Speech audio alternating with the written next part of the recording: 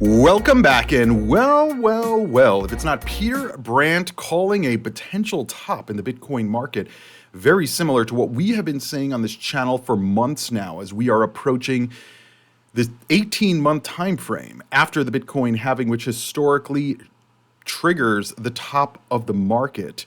And so in today's video, we're going to be exploring what else is going on in the markets, what Peter Brandt said, and more importantly, MicroStrategy, because there are even more warning signals right now that are letting us know that MicroStrategy potentially is the risk. And we even have Nick, who is a well-known, co-founder of a NFT. I guess you can call him an influencer in the crypto space. He is even saying that 2 crypto Ponzi schemes are about to collapse, and he goes off on MicroStrategy. So we're going to be covering all of this in today's video. Make sure you guys are subscribed to the channel. Don't forget to give the video a free thumbs up. We upload every single day. Sometimes we do deep dives into individual cryptos, projects, or investments. And sometimes, like today, we're going to be talking about the macro, the zoomed out picture of the entire market to understand where we are going, and also, hopefully, positioning our portfolios appropriately to limit risk and maximize reward, as the market cap of all of crypto has now passed $4 trillion. And so we could hit 10, we could hit 20, we could hit 30. I mean, eventually we will, but whether it's going to be this cycle or not, that's a whole different discussion. So let's get into today's video, and make sure you guys are subscribed and give the video a free thumbs up. But we're going to be starting with this crazy news that New York wants to tax crypto transactions. What in the crypto is going on here? So I couldn't tell if this was satirical or real, but it apparently is real. New York crypto tax could generate $158 million a year, according to their lawmakers. Now, whether this is actually going to pass or not, I don't know. New York Assemblyman introduced legislation that would charge a 0.2% tax on crypto transactions across New York. Now, this is where we're at in the cycle, right? Whether this is going to pass or not, I don't know. But now we're starting to see, the debate about how they can extract value from the market. This is the same thing we've been talking about with the whales, extracting value, with the meme coin situation, extracting value, with all of these new coin launches, just extracting value from the markets, right? Even the Bitcoin and Ethereum treasury companies are effectively doing that, because you're buying the shares that they are selling, and then they're taking that money to go buy the actual crypto at a premium to what you would just pay if you just purchase the actual crypto itself. And so we're seeing this extraction of as much value as you can see in the markets. And in my view, based on my historical and analytical research into all of these markets, when you start to see max extraction, we have been seeing this all year, effectively, that is the end of the cycle, because they are extracting all of the money that's coming in, and the newbies, the plebs, the degens, they're just throwing money at the market saying, oh, we're going to go up higher forever. We're going to go up higher forever. But we all know that the markets don't go straight up and they don't go straight down. We have a lot of movement in between. And so now we're starting to see some of the influencers questioning where we are in the cycle. This influencer said, I'm thinking between belief and thrill based on historical and recent sentiment.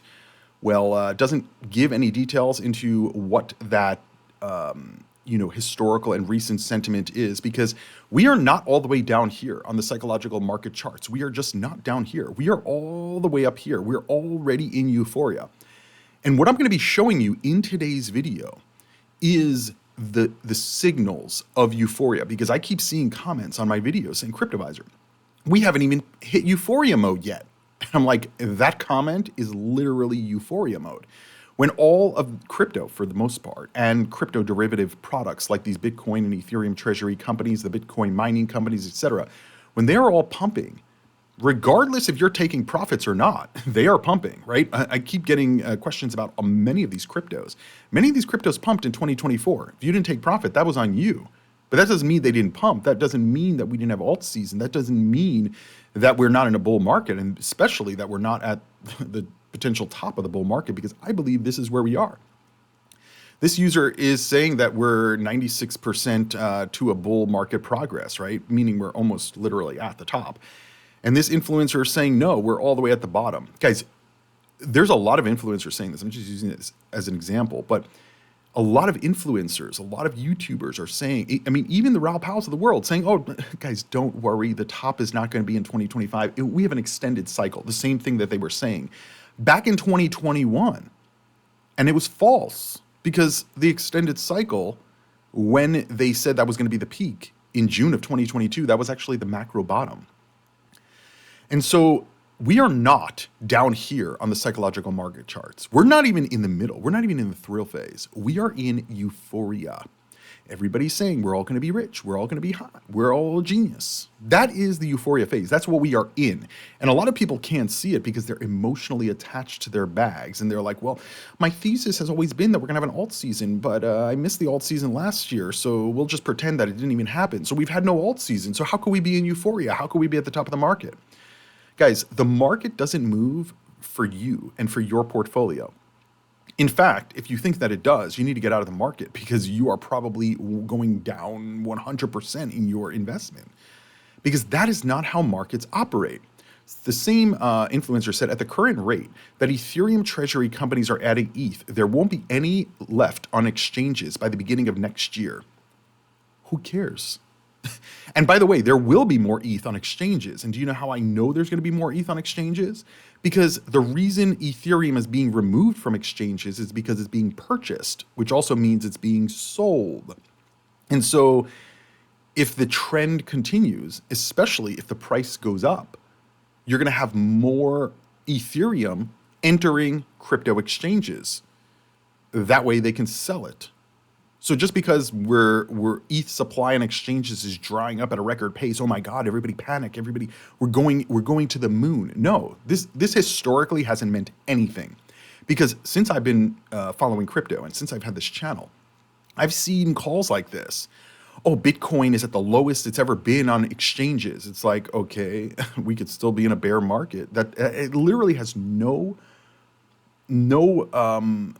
impact to where the market is. This is one of those ridiculous, and it doesn't really tell you anything. This chart, this data point doesn't tell you anything. It just tells you how much Ethereum are on exchanges, but that could change in a half a second. By the time you're watching this, one whale could have thrown 5 million Ethereum on an exchange. So what does this actually mean at the current rate? Ethereum treasuries they're adding ETH, there won't be any left on exchanges. No, there will be. When the price goes up, more people are going to try to sell their crypto. And this is where a lot of, I guess, I don't know, people who are just, they don't have a thesis for where the market is or a strategy, or they're just looking at the wrong metrics. I mean, guys, look at the Ethereum DeFi, another signal of where we are in the cycle. Ethereum DeFi is not increasing, it's decreasing. We went from the beginning of the year, April of 2025, March and April, at about 29 million Ethereum in DeFi. And now we're at 20 million in DeFi. So 8 million has been pulled out. 8 million Ethereum has been pulled out of Ethereum DeFi. When we're being told, oh, Ethereum's ecosystem is growing. Look at BitMine and SharpLink are buying all the Ethereum up. So I mean, what do you think? Guys, it's all a narrative. It's literally all narrative. The cycle is ending. This downtrend is a signal of that. Even though the Ethereum companies are buying Ethereum, they're buying it with your money because you're buying SharpLink. You're buying BitMine. BitDigital just put a request out to increase their shares to 1 billion shares. What do you think they're going to be doing with all the extra shares? Selling them on the open market to you at a premium to go buy the Ethereum. That's end stages of the cycle. And by the way, it's not just me saying this. The data on chain is showing us. I just showed you Ethereum DeFi. Now look at Ethereum Validator Q. This is staking. Entry into staking, 276,000 Ethereum. Exit from staking. By the way, there's a wait period, right? There's a delay from when you actually withdraw your coins from Ethereum staking. It depends how many other people are trying to do the same thing. The more people that are trying to withdraw, the longer the queue is going to be. But we have 276,000 going into staking and 876,000 Ethereum coming out of staking. Now, even if all of that is not going to be sold, why? I mean, let's be clear. A lot of that Ethereum potentially is going to be sold, right? So the whales are removing their Ethereum from the validator queue. Then they're going to probably sell it to these Ethereum treasury companies because that's the liquidity for them, right? If you have 1 million Ethereum, for example, you can't just put it on an order book on Coinbase or Kraken or Binance because it'll crash the price. So they do it through private sales. That's what they're doing. Sharplink bought their Ethereum from Consensus. It was just a transfer from one wallet to another. And so the whales who have been staking that want to offload their coins to Wall Street into, basically it's another type of custody, right? Instead of them holding the coins, Wall Street holds the coins. So they may be selling to Wall Street. And maybe we'll see more coins enter, maybe we won't. But the data is showing us that yes, selling is ongoing and it's going to increase. But the maximalists, they can't see it. They cannot see it for some reason, and they're going to get wrecked. I told my viewers this the same time of the year in 2021. So by this time next year, and same thing, by 2026, in the middle of the year, when I'm recording this video, there are going to be people who are millionaires today that are going to have zero next year because they're not locking in their profits, because they think that we have an extended cycle. They think that the billionaires are coming to save them. They think that Michael Saylor is going to be their savior, and he's not. He does not even know who you are, right? He has sold his own MicroStrategy shares. He is a Bitcoin maximalist. And so his loyalty is to Bitcoin. It's not even to MicroStrategy, right? But anyway, Peter Brandt, very well-known long-term trader that we've talked about and covered his opinions for quite a while. He responded to Colin Talks Crypto, who said, when will Bitcoin top? Here's an interesting model. Per the chart, it could be 37 months from the low of the cycle. This is because each cycle appears to lengthen by 4 months. This is nonsense. I don't know why all of these influencers keep talking about this extended cycle. Personally, I think that it came from the Raoul Pals of the world who started talking about it, and then everybody's like, oh my God, Raoul Pal's such a genius, and then they just copy what he's saying. There is no lengthening cycle. This is all nonsense. This is all bullshit. You can see that on the Bitcoin halving tracker. There's no such thing as an extended cycle in the last 3 cycles. In fact, they appear to be getting shorter. Not in the 4 years, but in terms of like when they seem to be getting shorter based on when the Bitcoin halving is in a month term. But yeah, I mean, I just keep seeing this over and over. Influencers, when is Bitcoin going to top? Well, it's going to top after we're lengthening. We're having an extended cycle. It's like, no, guys, I called the top last cycle and the bottom last cycle, the bottom to the day. And it had nothing to do with an extended cycle at all. So anyway, he said the cycle bottom was around November 22, 2022. 37 months from then would be December 22, 2025. No. I mean, maybe, but I don't think so. Anyway, Peter Brandt responded and said, I think there is a 30% chance that Bitcoin has topped for this bull market cycle. The next stop then is back to 60 or 70,000 by November of next year, 2026, and then a bull thrust to 500K. And I agree. This is what I've been saying. I've been telling my viewers, we are going to test the MicroStrategy buy price, which is it's a little bit over $70,000 at this point, but we're going to test it. And everybody who thinks that we're not going to test it and says that we're not going to test it, that makes me even more confident that we are going to test it and probably test lower. And you guys need to pay attention to where we are in the cycle. What you do, what you believe, that's a whole different story. But you have to look at where we are in the cycle. And we're not at the bottom, and we're not at the start of a bull run. And then Peter responded, he followed up. He said, people complain, why feature 30%? Basically asking him, like, why are you even saying we're potentially at a 30% top? That's not even 50%. He said, dear readers, I'm a Bayesian and must always consider binary narratives, even if they oppose my personal viewpoints and holdings. This is how I survived 5 decades of commodity trading. And I agree. I look at all of the narratives. Extended cycle, bull run just started, bull run is ending, we're in the middle of the run, we're never going to have a bear market again. I look at all of these scenarios, and I look at the data to see, can the data support these narratives? Sometimes it can, sometimes it can't. Sometimes we add it into our thesis, sometimes we don't add it to our thesis. But everything that I'm about to show you should be very clear to you that something is going to break. It doesn't mean that we're going to see a collapse, doesn't mean we're going to see bankruptcies, maybe we will. But the narratives are shifting. And this is the end stages of a bear market or the end stages of a bull market. And in the rotation phase, it could take months or weeks or years to actually rotate from a bull market to a bear market, or bear market to a bull market. But the more people who are bullish, the quicker we're going to hit the bear market. The more people who are bearish, the longer we're going to stay in the bull market, right? It's opposite.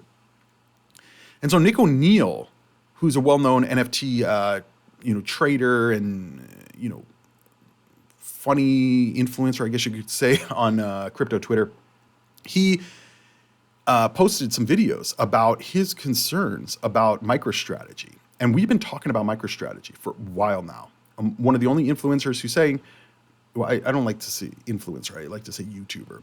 But anyway, I'm one of the only YouTubers here that even covers MicroStrategy as a potential risk this cycle. Let's listen to what Nick said in his video. We're going to play this at 1.5 speed because it's a little bit long, and then there's an actual follow-up to it as well. Let's listen to what he says. Guys, I've been staying silent on the matter, but I can no longer stay silent about this. We need to discuss what's going on with these crypto treasury companies. And in particular, there's one that I've already discussed, SharpLink Gaming. There's one that I've been hesitant to bring up, and that's MicroStrategy and Michael Saylor. I'm now convinced that Joe Lubin and Michael Saylor, as well as all of their followers and everybody else who's big fans of this entire crypto treasury company scheme, are co-conspirators in what may potentially be one of the biggest crimes ever.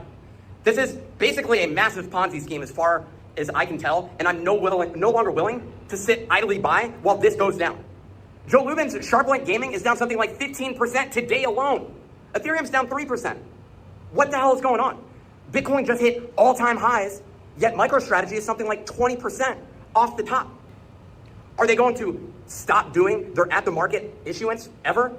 No. Michael Saylor did provide some clarity in his latest earnings call around the conditions under which they would continue to do that. But the reality is we continue to get diluted, and shareholders are getting completely wrecked. Yep. In the case of SharpLink Gaming, if you bought as soon after it came out, you're down upwards of 50% or more right now. That's insane. Lawsuits are going to be written about, or going to occur. History will be written about this. As far as I'm concerned, Sam Bankman-Fried was a saint as it compares to the behavior that's going on with these treasury companies right now. I know that I'm gonna have a bunch of haters in the comments being like, oh, how dare you speak negatively about Michael Saylor. Michael Saylor is tweeting complete nonsense right now about how you effectively need to remain diamond-handed, that volatility is a gift to the markets. I've never heard more bullshit come out of anybody's mouth than Michael Saylor himself. This guy, he is a genius. Do not get me wrong. This guy is an absolute genius.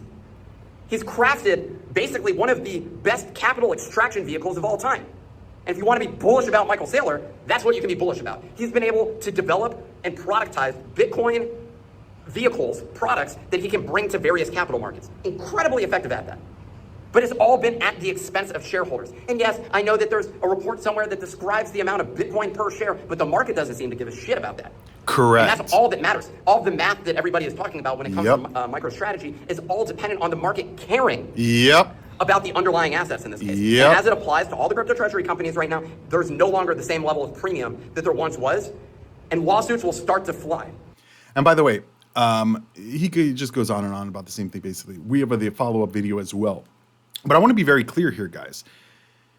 This is, like, the game is over, right? The Bitcoin and Ethereum treasury companies, they may still continue to do well now, right? But in a bear market, they are going way further down. And I've been explaining this for a while, right? I've been telling you guys that for me, the biggest signal was Anthony Pompliano's company, ProCap, starting to purchase Bitcoin at over $110,000. When that happened, I said, yep, it's over. It's over. We have a smart guy, Anthony Pompliano, who's been in crypto for years and understands Bitcoin completely. And he started buying at all-time record highs towards the end of the cycle. Value extraction from the markets, right? And I mean, listen, they're all doing this, right? They're all diluting shares. They're all creating debt. Michael Saylor is saying that there's never going to be a bear market again, all this kind of thing. These are all indicators, all indicators. And by the way, MicroStrategy hasn't purchased in quite a while, right? And the purchases that they've had, it has not been that much. It's kind of been like dwindling down because you can only extract so much from the markets. Remember what happened at the beginning of the year with the Venezuela coin. Was it Venezuela? No, Argentina coin. It was going to be a coin, but it was a meme coin on Solana, whatever. They extracted $100 million in the first few days, right? And then complete collapse. And what happened during the collapse? 97% reduction in revenue on Solana. Solana transactions significantly dropped. The price of Solana dropped 40%. And that was small scale. We're talking about much larger scale here. And, at the end of the day, personally, I know that MicroStrategy is diluting people. But it seems like the shareholders are so wooed by Michael Saylor, by MicroStrategy, or by their debt offerings that they don't see the risk. And that is another signal of where we are in the cycle. When we're at the top, there's no risk. It's totally risk-free. No bear market ever again. Don't worry about it. That is when you need to worry. Again, opposite where the market says. And so I agree with Nick, and I think that he's saying what I have been kind of laying out here on the channel for months now. And there's a lot more that I want to cover here because, again, a lot of people understand the MicroStrategy risk, but they're not understanding how big it is and how many people it's going to affect. Because there's a lot of people who are full in on MicroStrategy and they cannot see it doesn't matter if you are a bull or a bear or neutral. You should be able to see the risk in the investment. So let's listen to his follow-up that he posted about a day after he posted that first video. And again, the reaction that he's getting, it's not like, oh, maybe we should take a look at this because FTX was pretty bad. What happens if we have another risk issue that collapses, right? It may not be MicroStrategy, but there's a lot of other companies as well that are doing the same thing. Like I said, Anthony Pompliano is raising money and then buying Bitcoin for his company at all-time record highs. What if we drop 50%? What's going to happen to that company? How is he going to deal with his shareholders? Maybe they'll be okay with it. But I would imagine many won't be. Let's listen to what he says here, Nick O'Neill. Guys, I had to take a break from my very busy weekend to make this video for all those MicroStrategy bag holders who are in my replies saying that I'm absolutely crazy. I've been receiving a flood of DMs from people who have been giving me inside information about not only their personal experiences working and interacting with Michael Saylor, but it seems like I have some tips on some really questionable stuff involved with their actual business. I am 1,000% convinced at this point in time that MicroStrategy is a complete and utter Ponzi scheme. You need to get out while you can. You should have ultimately just bought Bitcoin. It's way better. Yep. At the end of the day, you're going to end up thanking me for that advice because it is 1,000% clear to me at this point in time that MicroStrategy is on the verge of complete and utter implosion. Now, there's more to this video, but I think you guys kind of get the gist of what he's trying to say here. And listen, guys, we still don't have proof of reserves for MicroStrategy. Huge risk. And it's not even saying that, I do think that MicroStrategy has the Bitcoin, right? But that doesn't mean that they're not loaning it out. That's a risk. The other risk factors here is the fact that the insiders of MicroStrategy have been selling, including Michael Saylor. I mean, I started posting that a few months ago, and people are like, Cryptoviser, you're lying. MicroStrategy's Michael Saylor has 20 million shares. And then I looked into it, and those shares were converted from restricted shares. But before those restricted shares were converted, within the last year or so, he sold all his shares. I think it was hundreds of millions or billions of dollars from 2023 into 2024. And there's people holding the stock that don't believe that, even though it's public information. You can go look at it on their insider sale activity. But the MicroStrategy bulls will say he doesn't sell his shares of the stock. How dare you say that, Cryptoviser? And it's like, well, you're clearly not doing your own research, right? So Satoshi Stacker on X posted, is Saylor giving us a warning? Last time he tweeted this exact phrase, which is volatility is a gift to the faithful. Bitcoin went on to enter a downtrend and dropped almost 30%. What do you think? Yeah, it's going to drop.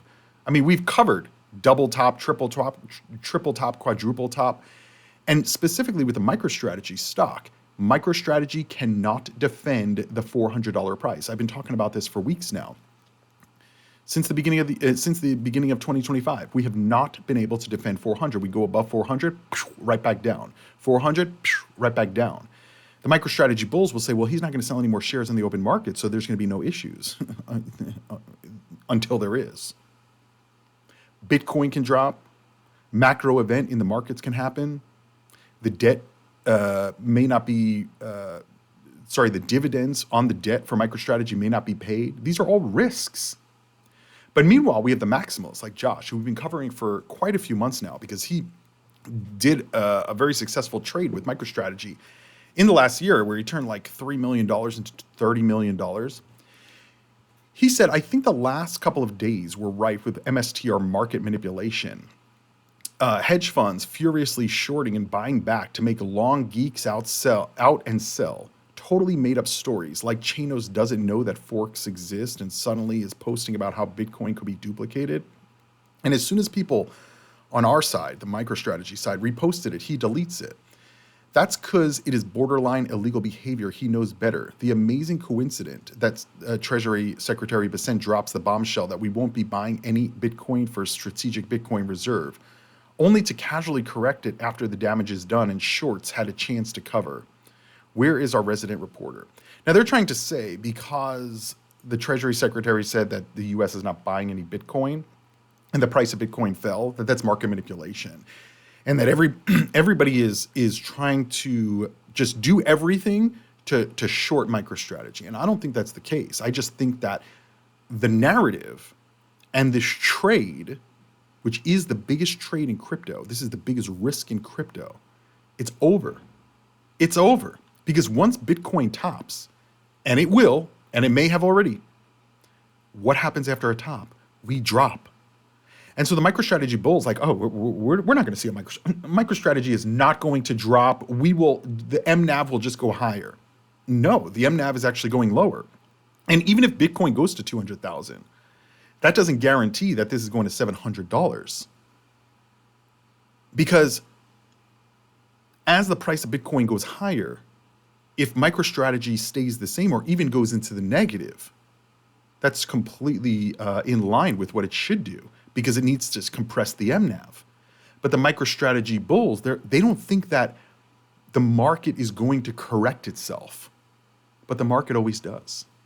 And the market will, because the market is multiple participants with different reasons to be in the market, different intellectual levels, right? Intelligence levels, different trading strategies. But at the end of the day, people don't want to lose money.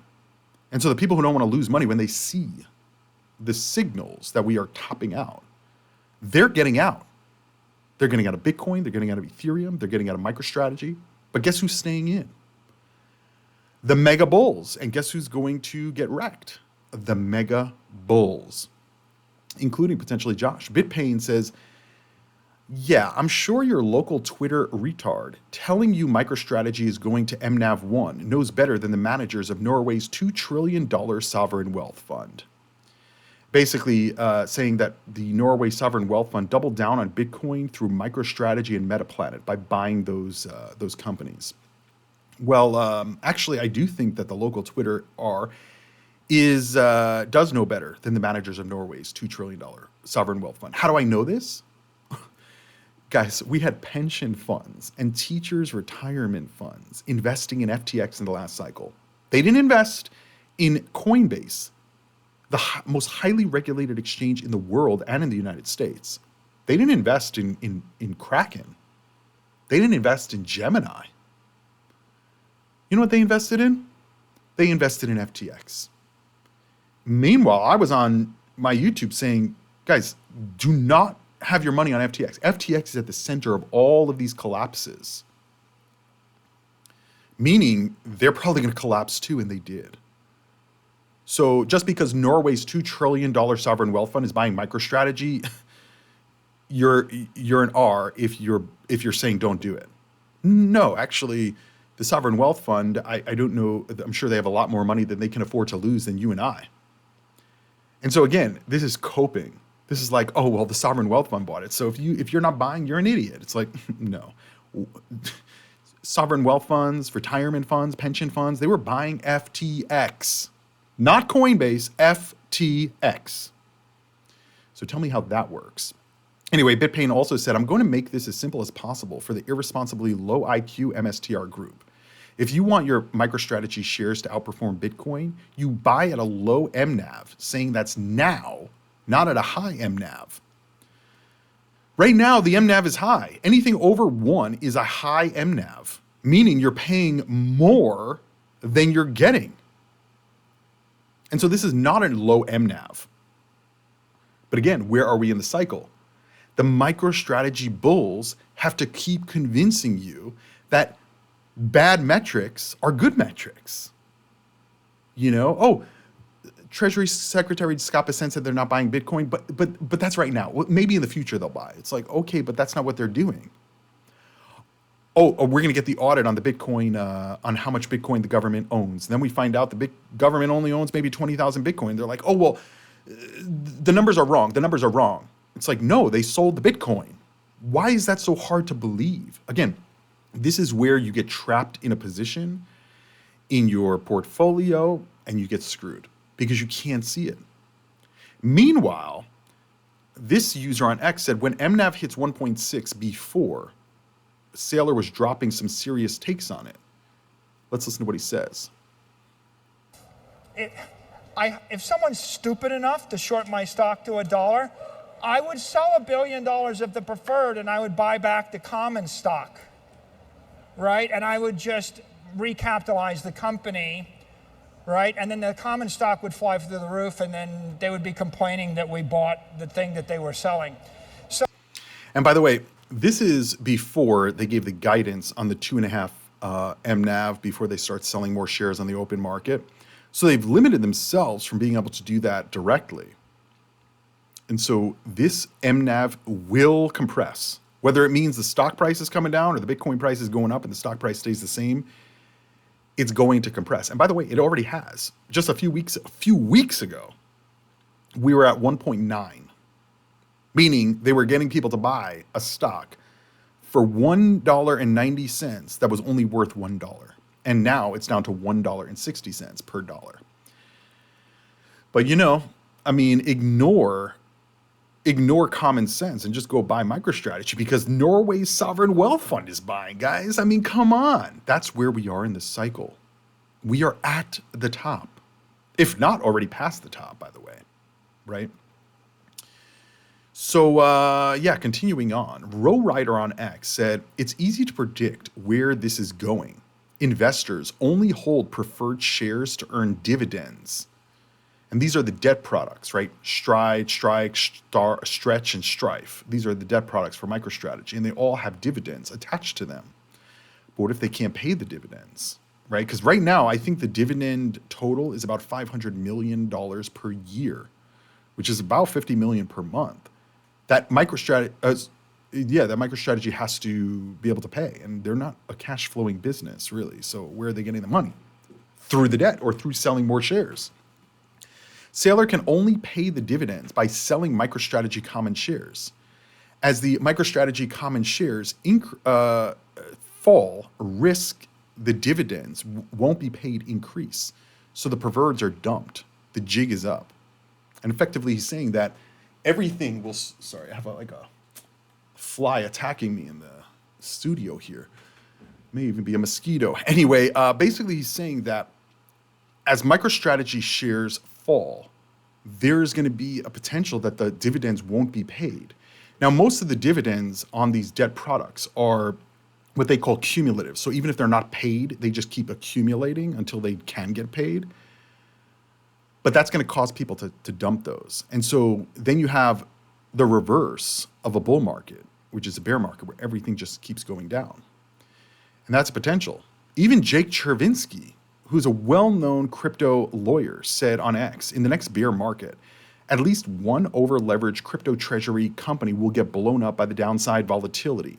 Traditional media will call it an indictment of crypto as a whole. Politicians will use words like contagion and systemic risk. These will be buy signals. And I agree, right? When FTX collapsed, that was the buy signal. People weren't buying, though, because they were so fearful of whether Binance was going to go down, Grayscale was going to go down, who was going to be next. But that was the downside risk, and we will have that this cycle. I don't know whether it's going to be MicroStrategy or another company, but it's definitely there's going to be collapses. Meanwhile, Dan Hillary, who's another MicroStrategy mega bull, said just because I try to parse out preferred equities and the actual details in the prospectus does not mean I'm a bear. I'm about to flip long again on the common stock into index inclusion. Now, this is really where I want to pause for a second, because this is something else I've been seeing a lot in the MicroStrategy space. A lot of people in the MicroStrategy space believe, based on really nothing, that MicroStrategy is going to be, it's guaranteed that it's going to be included in the stock indices like the S&P 500 or the Dow Jones. And we just have not seen that. I even said on Google, I said, how does a company guarantee inclusion in the S&P 500? It said, while a company cannot guarantee inclusion, it's certainly focused on meeting the eligibility requirements. So what are some of the eligibility requirements? Market cap threshold, they've passed that. Being a US-based company, they're there. Demonstrating profitability.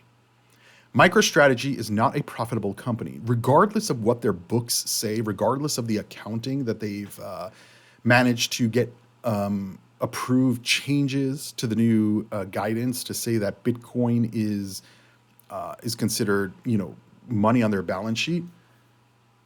I mean, in their second quarter results, they said they made $30 billion in the quarter, and they didn't make $30 billion. They didn't make any money. They're in debt. And so when they posted that, those results, the MicroStrategy stock dropped, and I started laughing because that told me the market is calling BS. The market is saying, no, MicroStrategy, you did not make $30 billion in profit. And that's not the way that we're going to be doing things. Because no other company does that. No other company says, well, we bought $30 billion in Bitcoin, so we increased the value of the company by $30 billion, so that's our profit. It's like, no, it's not, right? You can, as Jim Chanos calls it, financial gibberish, right? Financial gibberish is not going to get a company included on the S&P 500, especially when all they're doing is buying Bitcoin with debt. But again, the MicroStrategy bulls believe it's a guarantee.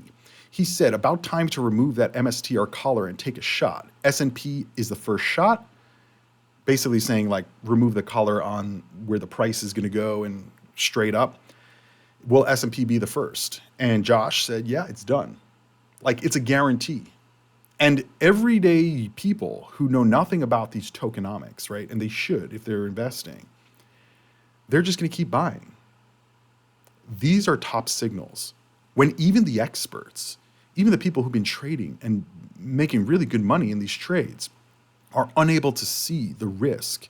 There has been no announcements from any of the stock indices that they were even considering MicroStrategy for inclusion.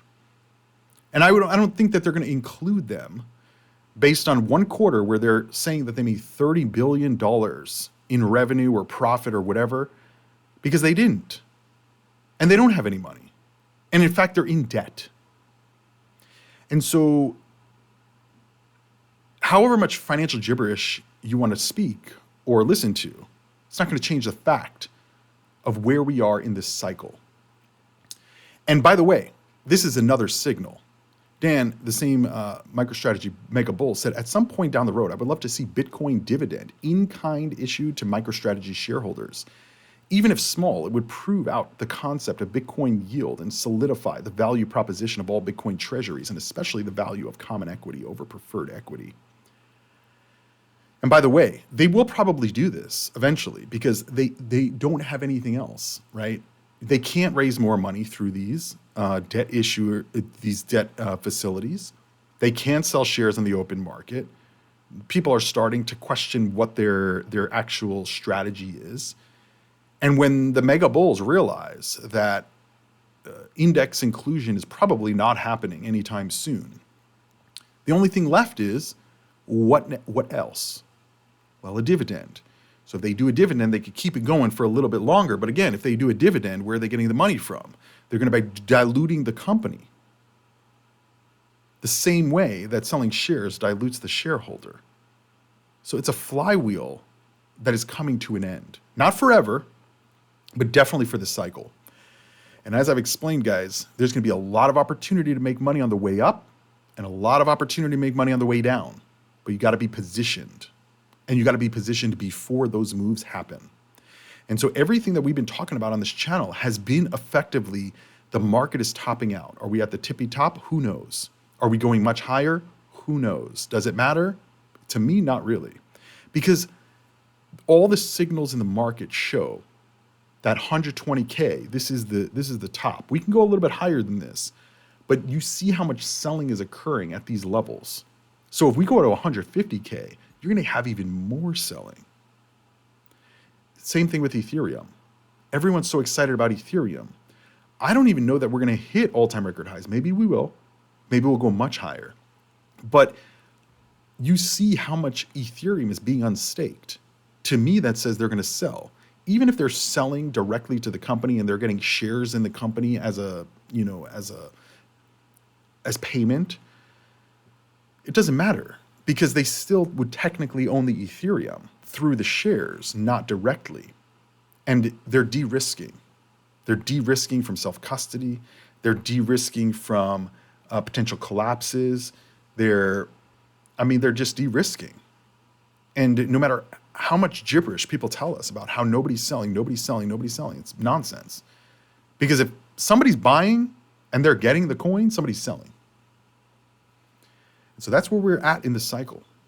We are at the end of the cycle, and most people think we're at the beginning of the cycle, which is, it's really, really amazing that people don't see these things. Even people watch my videos on a regular basis, come on here at Cryptoviser, still think you're wrong, Cryptoviser, still think you're wrong, and that's fine. We don't have to agree. These videos are just my analysis of the market. You can disagree, and that's fine. I'm not making these videos to conform to what you're investing in. I really don't care what you're investing in because it has no basis in my thesis, right? My thesis could have a basis in what you're investing in, but it's not the other way around. But it is what it is. I think we're at the top of the market, guys. And there's going to be a lot of people who are believing this extended cycle nonsense, and they're going to be completely wiped out by next year at this time because they're going to keep waiting and waiting and waiting. And by the way, those billionaires that are telling you extended cycle, those billionaires that are telling you to just hodl, don't wait, don't sell, just wait. You don't think they're selling? I just told you Michael Saylor was selling in 2023 into 2024, all of his shares in the company, all of them. And people are even more bullish now that he has 20 million more shares. It is what it is, guys. These markets, everybody doesn't win in the markets. And so the people who can see these signals, where we are from a sentiment standpoint, where we are days since the halving, where we are in people, complete inability to see the risk here, these are top signals. And those people are going to lose. We're going to win because we're going to counter trade what they're doing. We're going to counter trade their financial gibberish. And we're going to counter trade what the actual data is telling us, not what they're telling us. With that, hopefully you guys enjoyed today's video. Don't forget to give the video a free thumbs up. Let me know what you guys think about where we are in the cycle, where we are with MicroStrategy, the Ethereum treasury companies, and much, much more. Let me know down below in the comments. Check out my other videos on this channel. Give the video a thumbs up, and I'll see you on the next video. Invest responsibly, do your own research, and crypto on.